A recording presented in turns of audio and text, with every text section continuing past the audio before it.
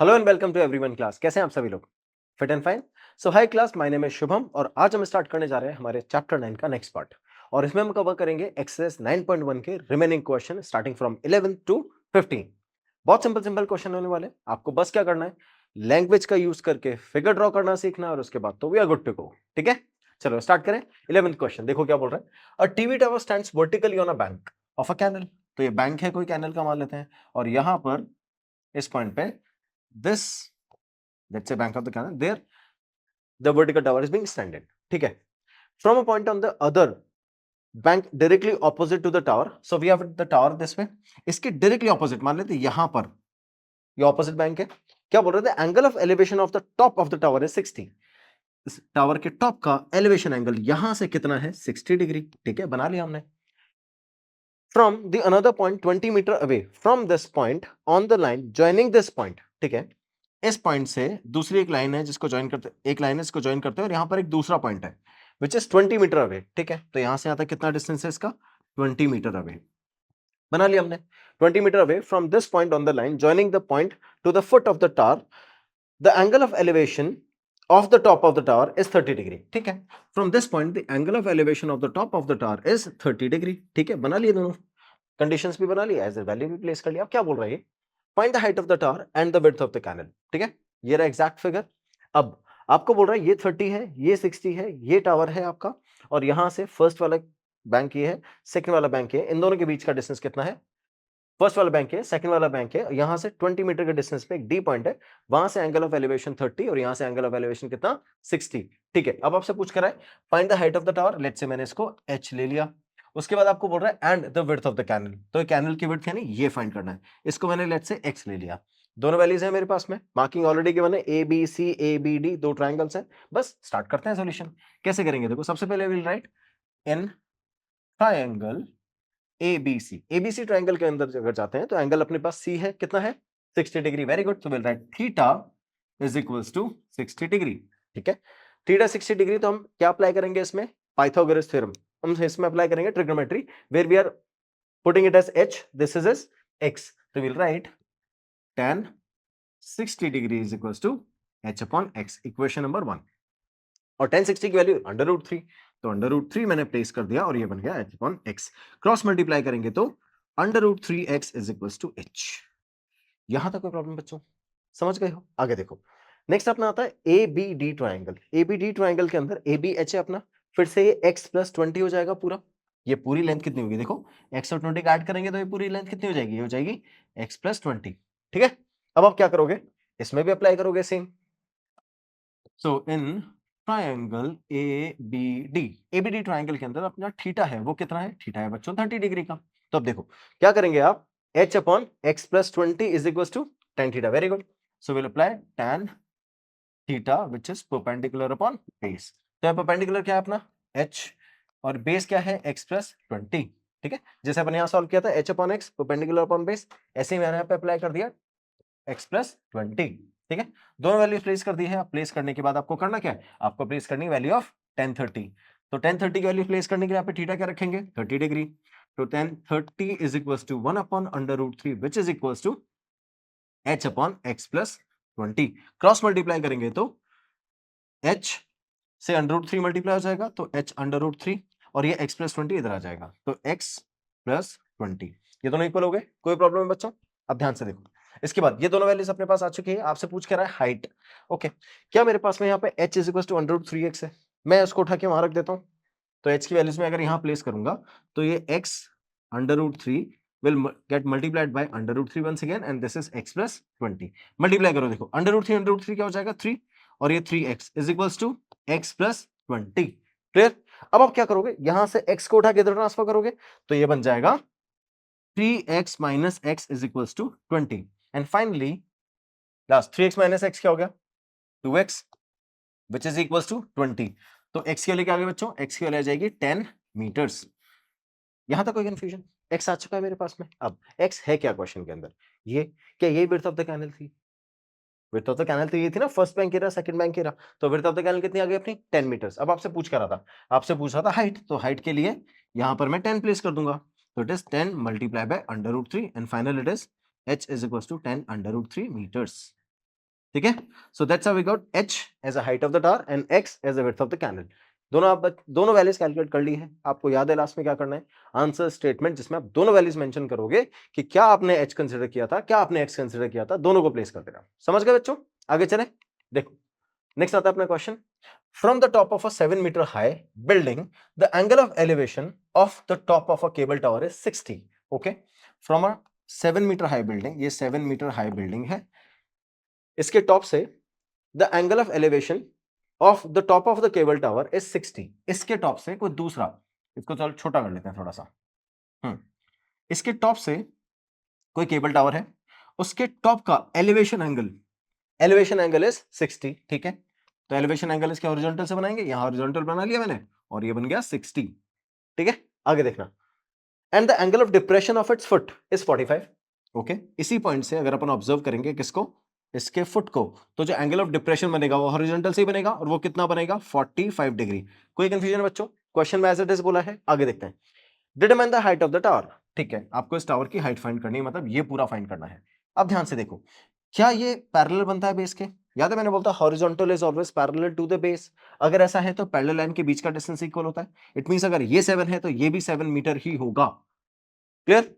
अब देखो, अगर ये 7 मीटर है यहां तक का डिस्टेंस और इसको मैंने h ले लिया, तो ये h हो गया अपने पास और ये अपने पास 7 मीटर्स हो गया। यहां तो कोई प्रॉब्लम? आगे देखना, ये 7, ये h, इस वाले डिस्टेंस को मैं ले लेता हूं x, इस वाले डिस्टेंस को मैंने x ले लिया। क्लियर बच्चों? कोई प्रॉब्लम है? अब देखना, फिगर बना चुके हम लोग, determine the height of the tower. इसके लिए मुझे सिर्फ h फाइंड करना है।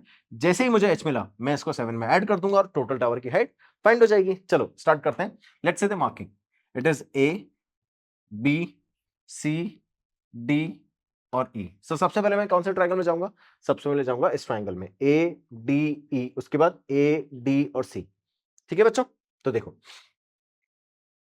In triangle ADE, AD triangle के अंदर देखते हैं, ADE ट्रायंगल के अंदर ये H हो गया और इसको मैंने X लिया था क्योंकि ये लेंथ और ये लेंथ इक्वल हो जाएगी ना। Okay, so I will write DE, DE कितना लिया हमने, H। उसके बाद BC is equal to AD, तो BC is equal to AD is equal to X ले लिया मैंने। उसके बाद एंगल कितना है अपने पास, थीटा, थीटा कितना है, थीटा है 60 डिग्री। बस ये सारी वैल्यूज का यूज करके हम क्या निकालेंगे, ये सारी वैल्यूज का यूज करके रिलेशन निकालेंगे किसका, H और X का। स्टार्ट कर दो। तो I got tan theta as perpendicular upon base. अब थीटा की जगह क्या रखूंगा मैं, 60। वेरी गुड, तो यहाँ रखते हैं tan 60 degree is equal to perpendicular, perpendicular is h, base is x, तो will write h upon x। ठीक है, tan 60 under root 3 is equal to h upon x। Cross multiply करेंगे तो ये बन जाएगा h is equal to x under root 3। यहां तक कोई दिक्कत बच्चों? समझ में आ गया? h is equal to x under root 3 कहां से आया? ये दोनों वैल्यूज प्लेस कर देंगे, उसके बाद आप क्या करोगे, उसके बाद आप जाओगे सेकंड वाले ट्रायंगल के अंदर। चलते हैं सेकंड वाले ट्रायंगल में। तो सेकंड ट्रायंगल आपका ADC, स्टार्ट करें। तो I got triangle in triangle ADC। ADC triangle के अंदर देखो ऐसा ट्रायंगल है ये, जिसमें ये वाला एंगल कितना है 45, ये है 7 और ये हमने x लिया हुआ ही था, तो इट इज A T और C। क्लियर बच्चों? तो अब देखो यहां पर 90 डिग्री कौन सा होगा, ये वाला ऑब्वियसली। सो अगर ये 90 डिग्री है तो what we will do here in triangle this one, we will write it as this one, angle A is equal to 45 जो अपना एंगल है। उसके बाद DC की वैल्यू कितनी है 7 मीटर्स और AD की वैल्यू कितनी है x। ठीक है, ये तीन वैल्यूज आ गए अपने पास, एज इट इज प्लेस करो, क्वेश्चन का वैल्यू सॉल्व कर लो। तब देखो क्या करेंगे, will write tan theta as perpendicular upon base which is 7 upon x। अब देखो अगर ये थीटा है तो ये होगा ना परपेंडिकुलर और ये हो जाएगा अपना बेस, तो will right 7 upon x। Theta कितना है अपना 45, प्लेस कर देते हैं tan 45 जिसकी वैल्यू कितनी होती है 1 which is equal to 7 upon x। tan theta के इक्वल ही तो है ये, तो tan 45 की value 1 is equal to x। जब सॉल्व करेंगे तो x की वैल्यू कितनी आ जाएगी, x इज इक्वल टू 7 आ गया यहां से, इन दोनों से। ठीक है, तो 1 is equal to 7 upon x, तो x की वैल्यू कितनी आ गई 7। बस ये वैल्यू उठा के अपन को यहां रख देनी है। तो x की वैल्यू मेरी कितनी आ गई 7, तो हाइट कितनी हो जाएगी, देखो हाइट हो जाएगी 7 अंडर रूट 3। यहां तो कोई प्रॉब्लम बच्चों, दोनों वैल्यूज निकाल चुके हैं, आंसर प्लेस कर दिया है और फाइनल आंसर भी आ गया है। तो जब तक फिर से याद करो, जब तक रूट 3 की वैल्यू गिवन नहीं है, हम क्वेश्चन में प्लेस नहीं करते थे, तो ये अपना आ गया 7√3 मीटर्स। किसकी हाइट आ गई बच्चों? ये आ गई h की। ठीक है, अब मुझे क्या चाहिए? टावर की हाइट। तो टावर की हाइट के लिए मुझे CE कैलकुलेट करना पड़ेगा। ठीक है, लास्ट में लिख देते हैं। So the height of the tower, height of the tower, tower की हाइट को हमने रिप्रेजेंट किया है किससे? CE से। It will be CD plus DE। Okay, CE is equals to CD plus DE। ये दोनों वैल्यू प्लेस करनी है, अभी कर देते हैं। तो CE इसमें से देखो, CD की लेंथ तो ऑलरेडी गिवन थी क्वेश्चन में 7, क्योंकि यहां से गिवन थी, वो एज इट इज मैंने यहां प्लेस कर दिया। तो CD की वैल्यू कितनी है? 7। और DE इज H, जो मैंने अभी निकाला है 7√3, प्लेस कर दो। तो it is 7 plus 7√3। Can I take 7 common? बिल्कुल। So will be 1 plus under root 3, and this is the final answer in meters. So this is CE, which is actually the height of the whole tower. Clear बच्चों? बहुत simple question था ना, कोई problem थी? देखो, हम क्या गए, हम सबसे पहले तो फिगर में बनाने पे गए। फिगर में क्वेश्चन ने बोला था कि एक बिल्डिंग है जिसके टॉप से 2 पॉइंट, एक पॉइंट ये, एक पॉइंट ये क्या है? किसी टावर के टॉप एंड फुट। ठीक है, तो यहां से टॉप का जो एलिवेशन एंगल है, अब अगर यहां से ऑब्जर्व कर रहे हैं तो हॉरिजॉन्टल यही बनेगा, तो इससे टॉप का जो एलिवेशन एंगल है वो 60 और बॉटम का जो डिप्रेशन एंगल है वो है 45। बना दिया हमने दोनों एंगल। उसके बाद आपको बोल रहा है कि अगर ये 7 मीटर हाइट है तो आपको बताना है कि इसकी पूरी हाइट क्या होगी। तो हमने 7 लिया, तो ये भी 7 हो गया, क्योंकि पैरेलल लाइन के बीच का डिस्टेंस इक्वल होता है। तो ये 7 मीटर्स हो गया। उसके बाद ये है अपना h मीटर्स। ये डिस्टेंस कितना है? h मीटर्स, जो हमने कंसिडर किया। और ये मैंने ले लिया x। अगर ये x है तो ये भी x हो जाएगा। क्यों?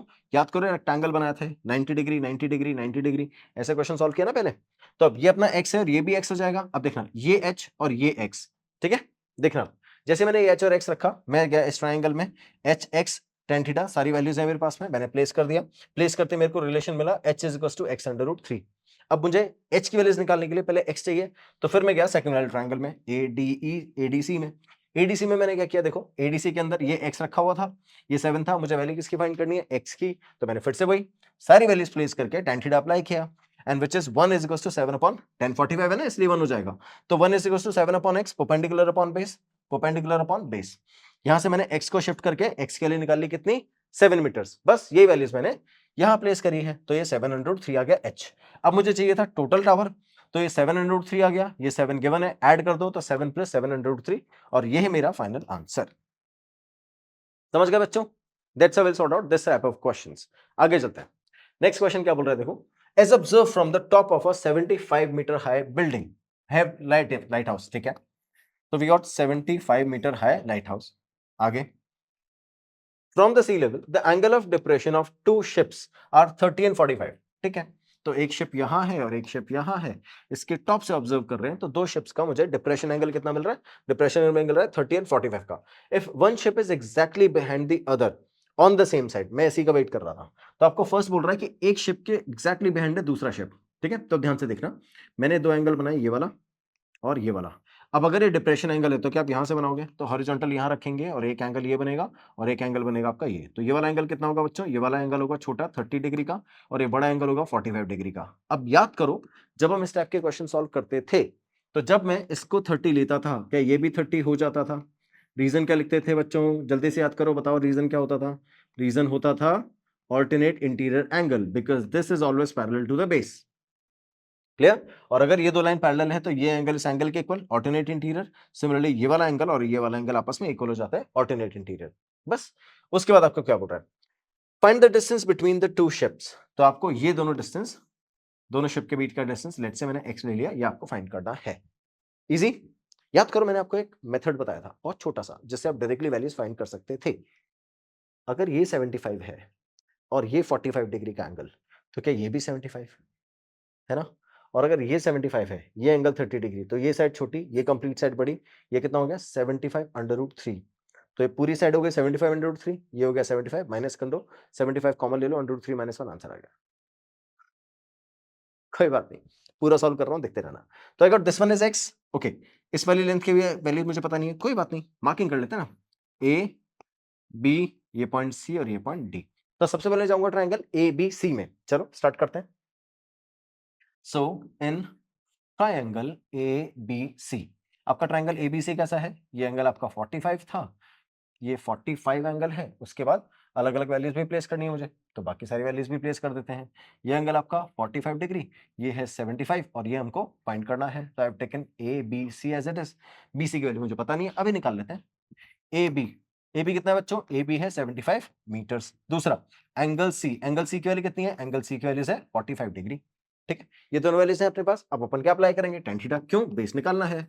तो tan theta is equal to perpendicular upon base. Very good. Tan theta, theta की जगह रखेंगे, थीटा की जगह रखेंगे 45 is equal to perpendicular is 75। Base पता है क्या? नहीं, बीसी, बेस बीसी तो है। ठीक है, तो अब ध्यान से देखना, 1045 की वैल्यू कितनी होती है? 1 is equal to 75 upon BC. Cross multiply कर सकता हूं क्या? बिल्कुल कर सकते हैं। तो जैसे मैं क्रॉस मल्टीप्लाई करता हूं, बीसी की वैल्यू भी कितनी आ जाती है? 75 मीटर। याद करो, यही बताया था मैंने ट्रिक के थ्रू। तो अब बीसी वैल्यू कितनी हो गई है? बीसी की वैल्यूज भी आ गई है 75। अब आपको क्या करना है? देखो, ये वैल्यू 75 आ गई। अब मैं आता हूं ए बी डी ट्रायंगल के अंदर। इस पूरे ट्रायंगल में ये एंगल कितना है? 30। तो इस 30 डिग्री का यूज करके मैं इस ट्रायंगल, इस हाइट से ये पूरा बेस निकाल लूंगा। ठीक है, चलो निकालते हैं। देखो नेक्स्ट क्या करना है मुझे? ये निकाल लिया है। अब मैं जाता हूं ट्रायंगल ए बी डी में। तो right in triangle A B D. तो एबीडी ट्रायंगल आपका कुछ ऐसा है जिसमें ये एंगल कितना है? 30, ये फिर से वही 75 और ये टोटल लेंथ आपको कैलकुलेट करनी है। कैसे करेंगे? देखो अभी निकालते हैं। चल right A B and this is D. So A B की लेंथ कितनी है बच्चों? ए बी की लेंथ है 75 मीटर्स। ठीक है, बी डी हमको पता ही नहीं है, कोई बात नहीं। So right tan theta is equal to perpendicular upon base. Theta आपकी बार क्या है बच्चों? थीटा है 30 degree which is equal to perpendicular 75 upon base B D. tan 30 1 upon under root 3।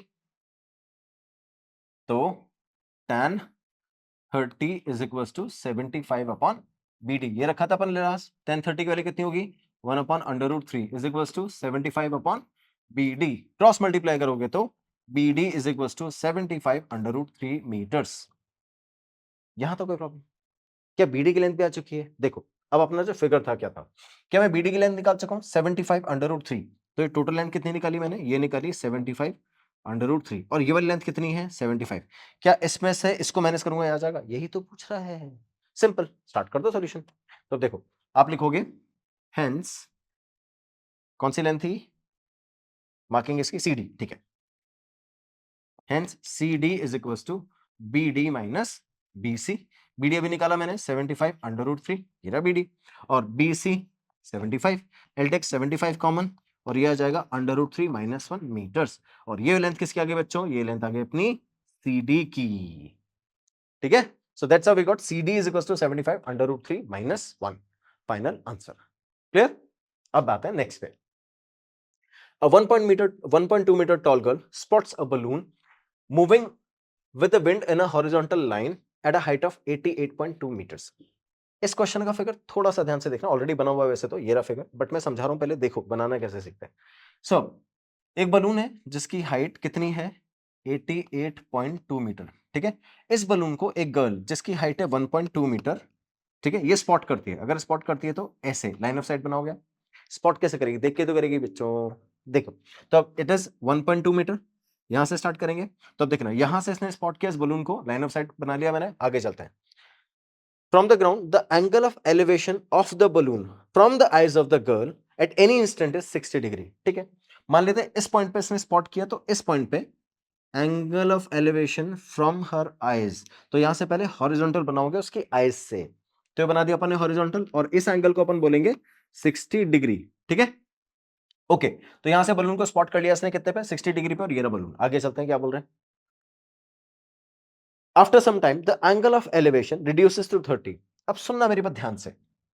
अगर ये बलून यहां पर है, ठीक है, और ये बलून इधर आता है इसके पास में, सुनना ध्यान से। कैसे फिगर को चेक करते हैं कि जो फिगर अपन ने बनाया हुआ है एब्सोल्युटली राइट है या नहीं है। ये 88.2 है। अगर मैं इसको पास में लेके आया, किसके? गर्ल के पास में लेके आता हूं, तो क्या वो यहां आ जाएगा? मान लेते हैं यहां आ गया। तो यहां से अगर आप एंगल बनाओगे, तो क्या ये वाला एंगल, देखना हॉरिजॉन्टल से काउंट करेंगे, क्या ये वाला एंगल 60 से बड़ा होगा? Obviously.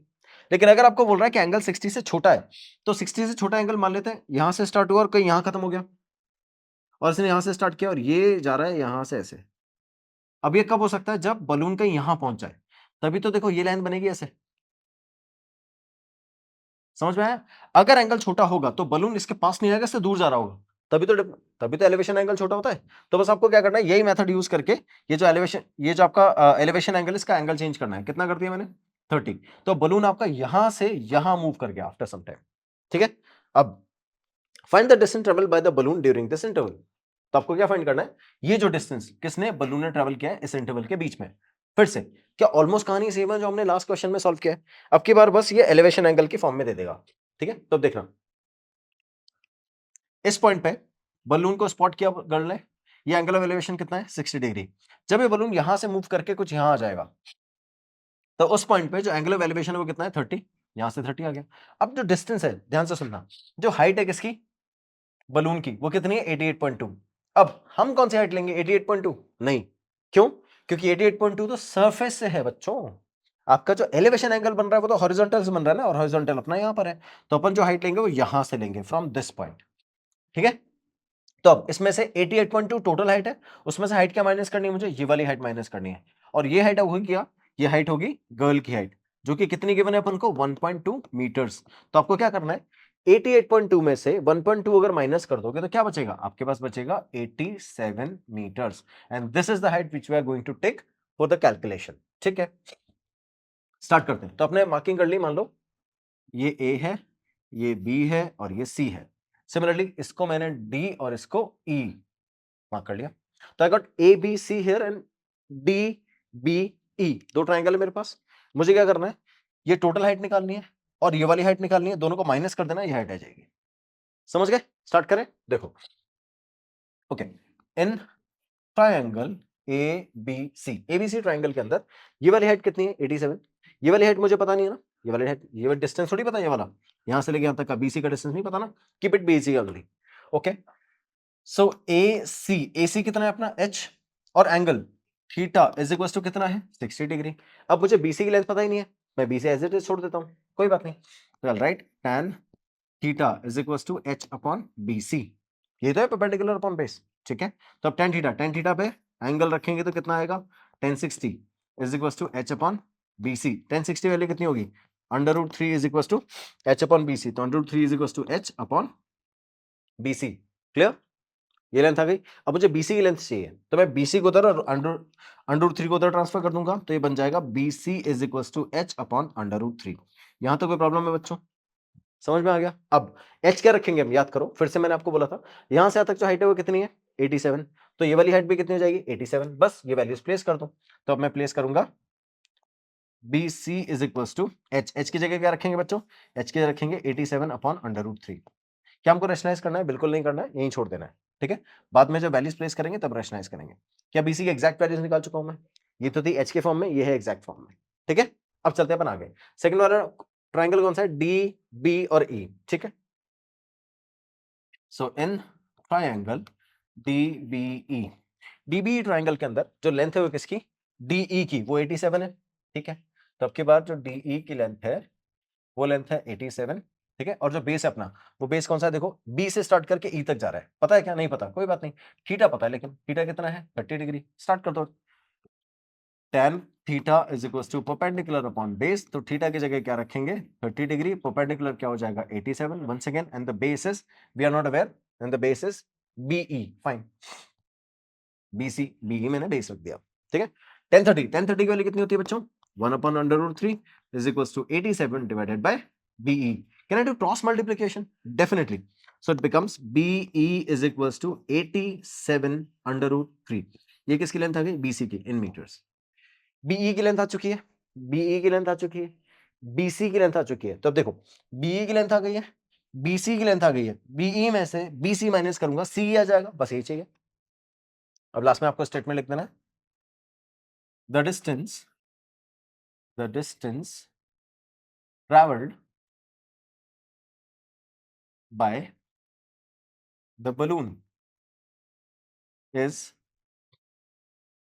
distance traveled by the balloon is CE. CE हम कैसे कैलकुलेट करेंगे, CE कैलकुलेट करेंगे BE माइनस BC से। अब BE की लेंथ मैंने अभी निकाली 87 √3, 87 अंडर रूट 3। इसमें से माइनस क्या करना है मेरे को, BC माइनस करना है, और BC की वैल्यू कितनी है, 87 अपॉन अंडर रूट 3। तो write it as it is 87 upon under root 3। Can I take 87 common? Yes we can. 87 common ले लिए, जैसे ही लेते हैं तो ये बन जाएगा under root 3 minus 1 upon under root 3। कोई कंफ्यूजन बच्चों?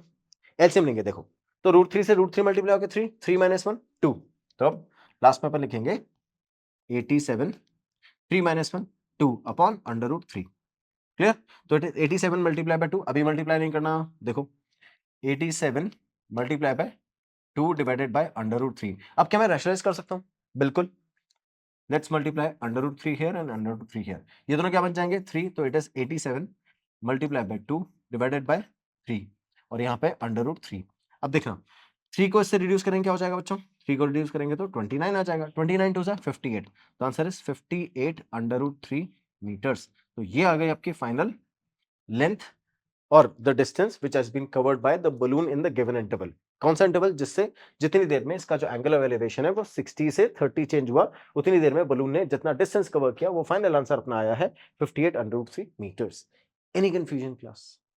सिंपल क्वेश्चन, फिर से एक बार देख लो, अच्छा क्वेश्चन था। ये 60 है, ये 30 है, तो 60 वाला जो एंगल है ना, उस वाले एंगल पे हाइट तो ऑब्वियसली दोनों सिचुएशन में 87 बता ही दिया मैंने आपको, ठीक है, क्योंकि टोटल कितना था 88.2, उसमें से 1.2 माइनस करोगे तो ये 87 आ जाएगा। तो अब 87 तो आ गया अपना हाइट किसकी, जो बलून जिस कांस्टेंट हाइट से बलून मूव कर रहा है, ठीक है। अब इस पॉइंट पे, फर्स्ट पॉइंट पे, the angle of elevation spotted by the girl is 60 degree and after some time it has been change to 30 degree. अब आपको करना क्या है, 87 और इसमें ट्रायंगल में, इन दोनों ट्रायंगल के अंदर ये वाला ट्रायंगल और एक ये वाला ट्रायंगल, इन दोनों ट्रायंगल में आपको क्या अप्लाई करना है, ट्रिग्नोमेट्री, और उससे फाइंड क्या करना है, ये डिस्टेंस और ये डिस्टेंस, और जैसे ही दोनों को माइनस करोगे you will get the final answer. ठीक है, स्टार्ट करते हैं। तो 87 अपॉन BC, तो I have written h upon BC, h को मैंने 87 ले लिया है, h upon BC is equal to under root 3। Value place करेंगे तो BC अंडर रूट 3 इधर आ जाएगा, h अपॉन अंडर रूट 3, और h की वैल्यू 87 है, 87 अंडर रूट 3 आ गया अपना BC। ठीक है, ऐसे मैंने ट्रायंगल सेकंड वाले में ट्रिग्नोमेट्री अप्लाई करी, तो tan theta is equal to perpendicular upon base tan 30, tan 30 की वैल्यू होती है 1 अपॉन अंडर रूट 3। फिर से परपेंडिकुलर क्या हो जाएगा ये, और बेस क्या हो जाएगा ये पूरा, क्योंकि हम इस ट्रायंगल की बात कर रहे हैं, देख रहे हो ना, इस वाले ट्रायंगल की बात कर रहे हैं। ठीक है, तो इस ट्रायंगल में परपेंडिकुलर तो अपना 87 है, और बेस हो जाएगा ये पूरा BE। ठीक है, 87 upon BE tan 30 1 upon under root 3 होता है, क्रॉस मल्टीप्लाई करेंगे तो BE आ जाएगा 87 अंडर रूट 3। ठीक है, अब मुझे कैलकुलेट करना है CE, जिसकी लेंथ BE माइनस BC से कैलकुलेट हो सकती है, तो BE is 87 under root 3, BC is 87 upon under root 3। Can I take 87 common? बिल्कुल, root 3 minus 1 upon under root 3, cross multiply कर, सॉरी एलसीएम लेंगे तो root 3 into root 3 3, 3 minus 1 2, 2 upon under root 3, उसको मैंने यहाँ रख दिया। अब क्या करोगे आप, रैशनलाइज, तो रूट 3 इंटू रूट 3 3 हो जाएगा, रूट 3 एज इट इज, 3 से 87 को रिड्यूस किया 29, 29 to the 58 under root 3 metres answer.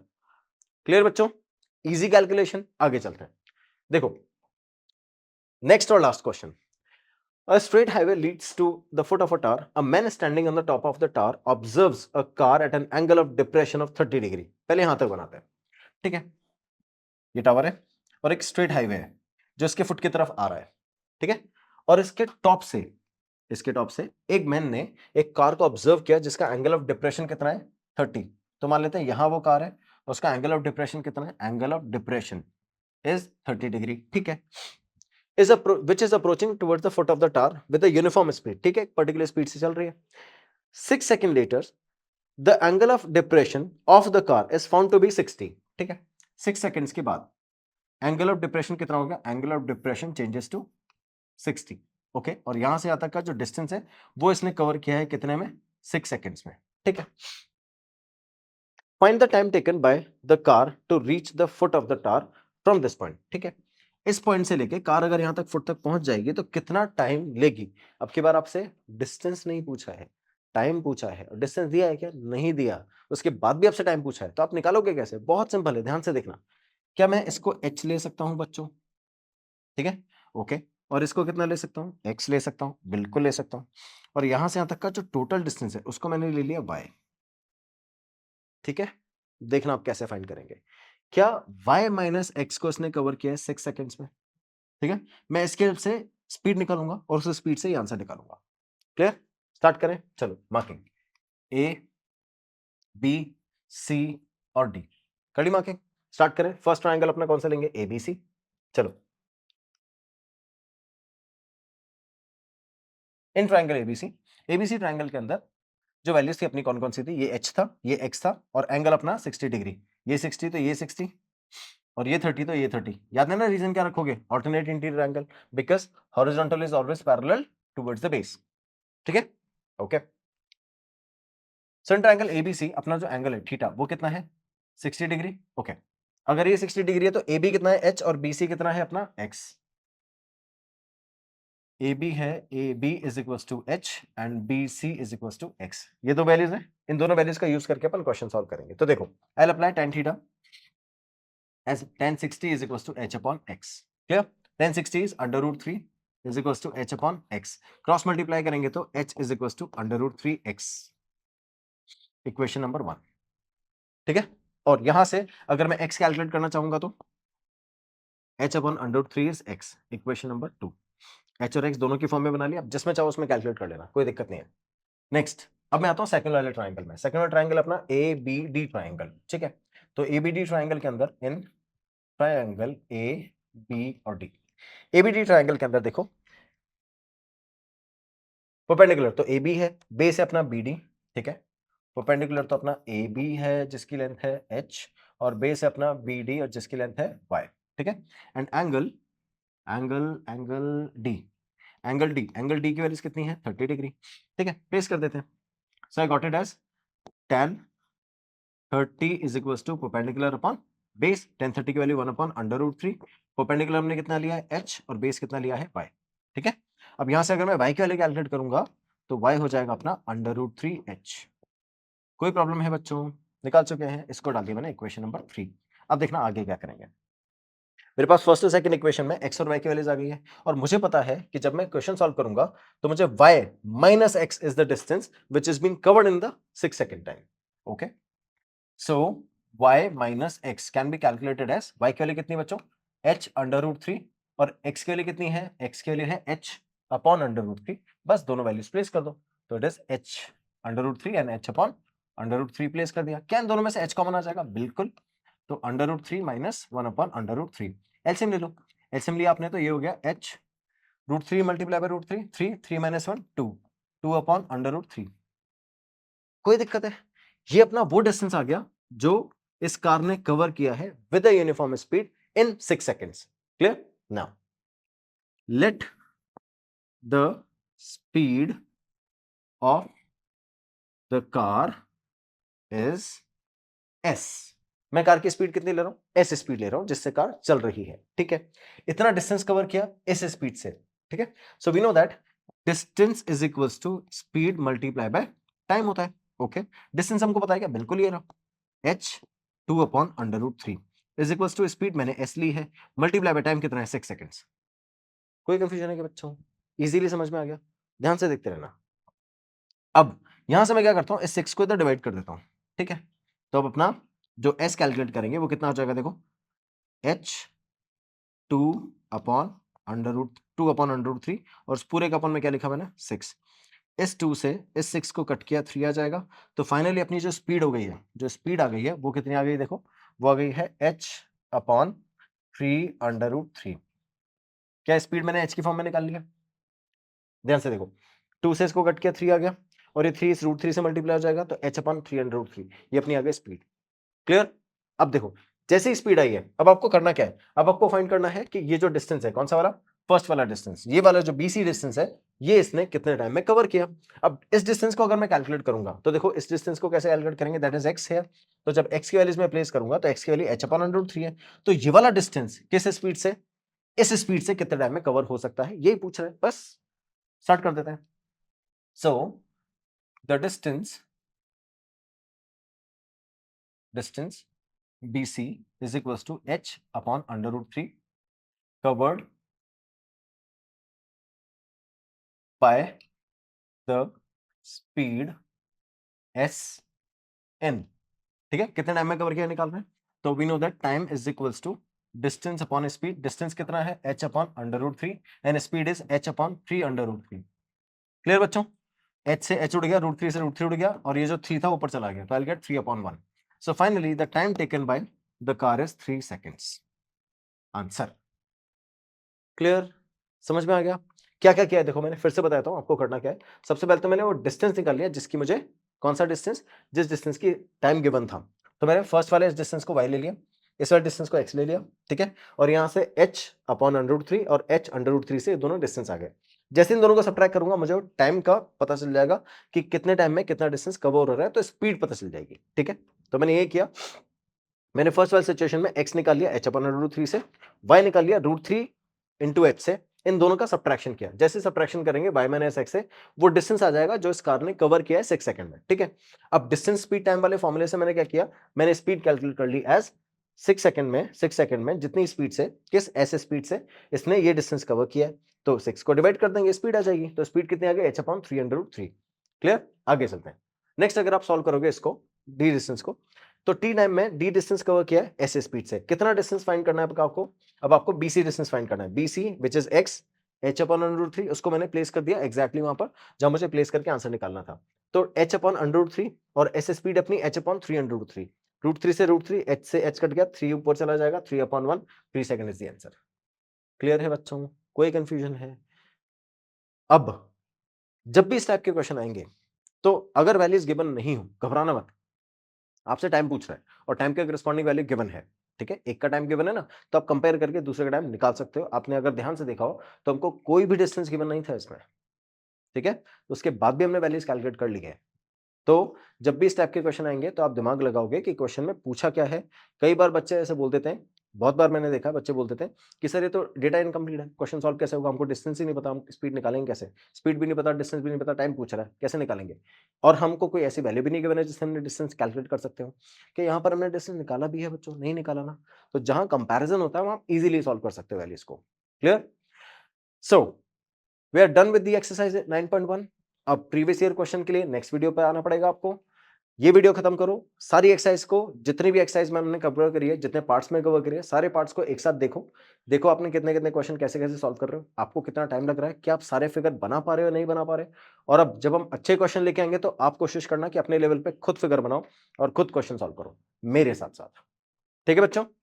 So we are done with the exercise and we are done with the chapter from NCERT. Have a good day. Complete करो, ध्यान से देखो question को, और इसी तरह से मेहनत करते रहोगे तो 100 कोई नहीं रुक पाएगा। Thank you so much for watching, bye bye.